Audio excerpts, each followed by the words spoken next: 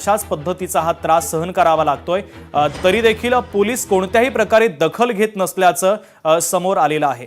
ही गोष्ट आम्ही फक्त सांगत नाहीये, तर आमच्या प्रतिनिधींनी पोलिसांना फोन करून देखील महाराष्ट्राच्या समोर ही गोष्ट दाखवलेली आहे। कशा प्रकारे पोलीस दुर्लक्ष करतात।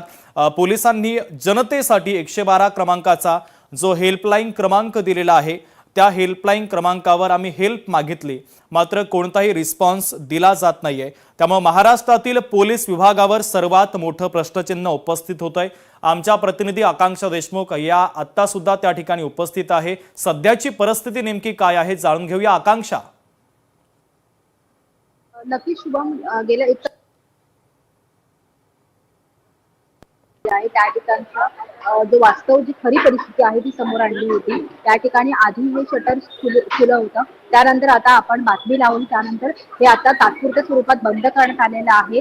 वारंवार आपण पोलिसांना फोन करण्याचा प्रयत्न केला, त्यांचं म्हणणं होतं का आम्ही कर्मचारी त्या ठिकाणी पाठवतोय, मात्र आता एक तास व्हायला आला, अद्याप कोणत्याही प्रकारचे जे पोलीस कर्मचारी आहेत या ठिकाणी आलेले नाही आहेत। आणि माझ्यासोबत जो अनुभव घडला तो अत्यंत घाणेरडा होता, कारण जे ड्रंक केलेले तरुण असतात, जे मद्यप्राशन केलेले असतात ते या ठिकाणी फिरत असतात। आणि महत्वाचं म्हणजे हा जो परिसर आहे तो नेरूळ रेल्वे स्टेशनचा रहदारीचा परिसर आहे। या ठिकाणी हजारोच्या संख्येने जे लोक जे प्रवासी आहेत ते प्रवास करत असतात, मोठ्या प्रमाणात महिला या ठिकाणी असतात, त्यांना देखील नेहमीच याचा अनुभव येतो। मात्र आज मला सुद्धा याचा अनुभव आला आणि मी समोर मांडलेला आहे। त्यासाठी मी पोलिसांना हेल्प करण्याची मदत केली, मात्र अद्याप या ठिकाणी कोणत्याही प्रकारचे पोलीस यंत्रणा हे अद्याप तरी आलेली नाही आहे। आता जर आपल्यासोबत जर हे घडत असेल तर सामान्य जनता काय करणार, त्यांच्यापर्यंत पोलिसांची मदत कशी पोहोचणार, हाच सर्वात महत्वाचा प्रश्न आहे। आकांक्षा, पोलिसांसोबत संपर्क साधण्याचा प्रयत्न केला, मात्र कोणताही रिस्पॉन्स येत नाहीये। अर्थातच कार्यक्षमतेवर प्रश्नचिन्ह उपस्थित होतोय।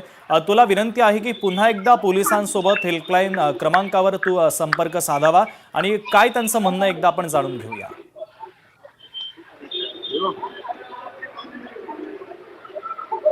आपण 112 नंबरवर कॉल करण्याचा प्रयत्न करूया।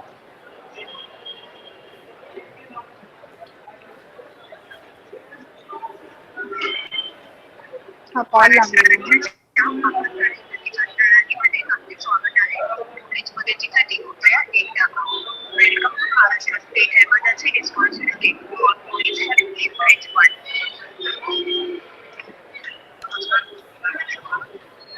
नमस्कार सर, मी लोकशाही प्रतिनिधी बोलते आकांक्षा देशमुख। मी सध्या नेरूळ या ठिकाणी आहे आणि या ठिकाणी रिपोर्टिंग करत असताना काही गरजुल्ले या ठिकाणी फिरत असतात, महिलांना मोठ्या प्रमाणात त्रास होतोय।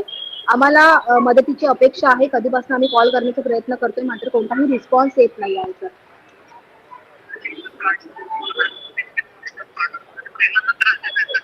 हो, येस, मला स्वतःला देत आहेत। जर पोलीस आले या ठिकाणी, जर समजेल तुम्हाला, कारण गेल्या 1 तासापासून आम्ही या ठिकाणी मागणी करतोय पोलीस कर्मचारी या ठिकाणी यावेत, मात्र कोणत्याही प्रकारे नाही आलेले आहेत। कृपया विनंती असेल की या ठिकाणी लवकरात लवकर पाठवावे।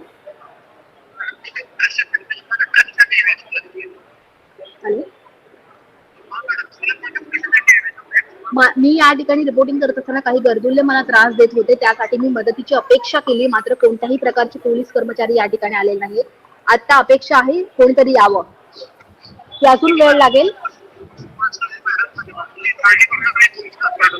काळजी करण्याचीच गरज आहे सर, अद्याप 1 तास झालाय, कोणतेही पोलीस प्रशासन या ठिकाणी आलेलं नाही आहे।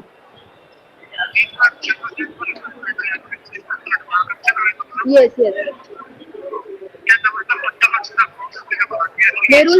नेरूळ रेल्वे स्टेशनचा परिसर आहे हा, तिकीट काउंटरच्या बाजूलाच आहे, वेस्टला। Yes, Nerul railway station police station जवळ आहे ते, तिकीट काउंटरच्या बाजूला वेस्ट। हॅलो,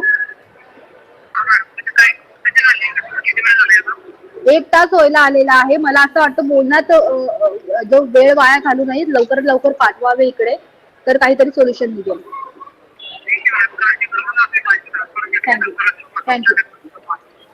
आपण पाहू शकता की आता तिसऱ्यांदा मी कॉल केला आणि आता कॉल त्यांना लागलेला आहे शुभम, कारण आपण जवळपास आता 1 तास व्हायला आलेला आहे. मी याच ठिकाणी उभी आहे. रहदारीचा परिसर आहे या ठिकाणी. संपूर्ण दुकानं आहेत जी बंद करण्यात आलेली आहे. फक्त एकच दुकान नाही तर आजूबाजूची दुकानं आहेत ती देखील जे अनधिकृतरित्या सुरू असतात ते देखील बंद करण्यात आलेलं आहे. मात्र पोलीस प्रशासन या ठिकाणी कोणतेही पोलीस कर्मचारी मला तरी या ठिकाणी दिसले नाही आहेत. त्यामुळे कुठेतरी ही संशयास्पद परिस्थिती आहे. शुभम. आकांक्षा 112 क्रमांकावर तू सध्या कॉल केलेला होता. कॉल सेंटरमध्ये हा महाराष्ट्र पोलिसांचा कॉल लागला. त्यांनी सध्या काय सांगितलेलं आहे? काय पोलीस पाठवतो? कशा पद्धतीची चर्चा झाली तुझी?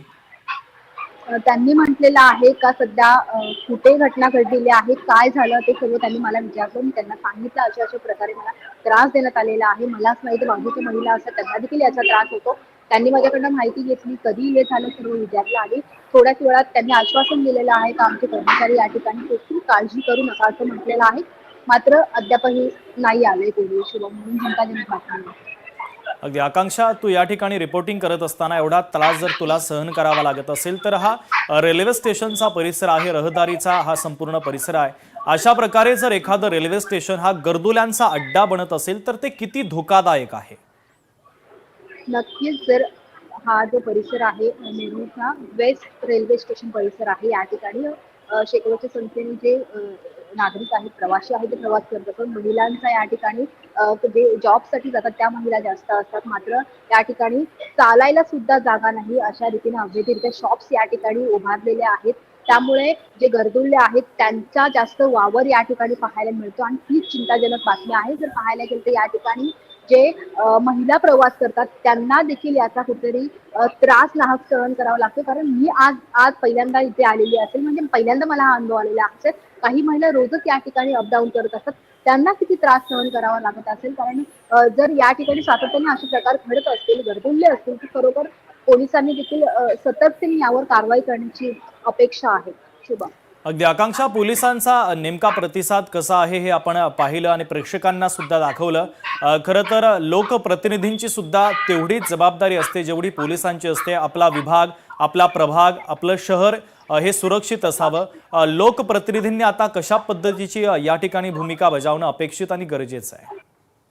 नक्कीच जर आपण पाहायला गेलं तर नेरूळ परिसर हा बेलापूर मतदारसंघामध्ये येतो. या ठिकाणच्या ज्या आमदार आहेत त्या देखील मंदाताई आहेत आणि मंत्री आहेत गणेश नाईक आहेत.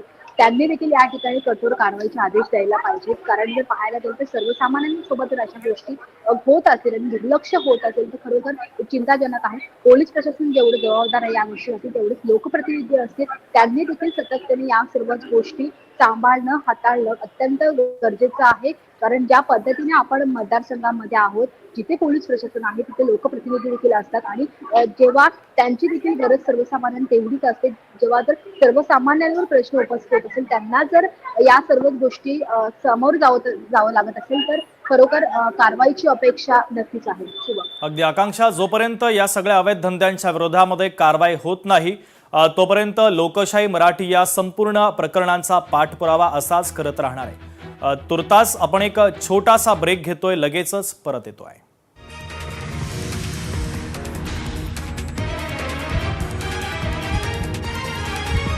मुंबईमधील सर्वसामान्य नागरिकांना, स्थानिकांना सुद्धा त्रास होत असेल.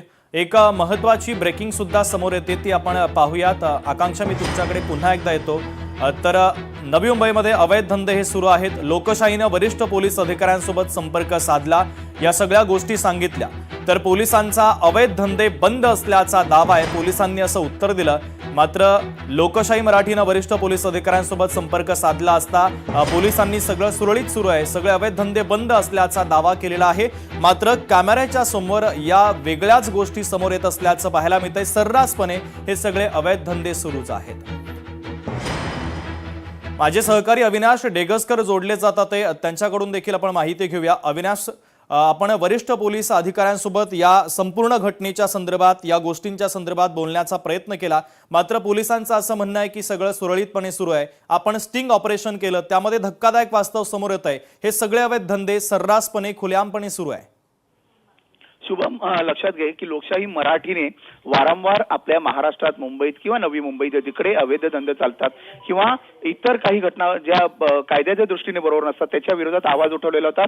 त्याच पद्धतीने नवी मुंबईतनं ही माहिती आहे की ऑनलाईन गॅमलिंग ज्याने जे जुगार चालतात त्याच्या विरोधात लोकशाही मराठीने आवाज उठवलेला होता आणि उठवत आहे. पण आता सध्या एक व्हिडिओ आपण काल दाखवलेला होता की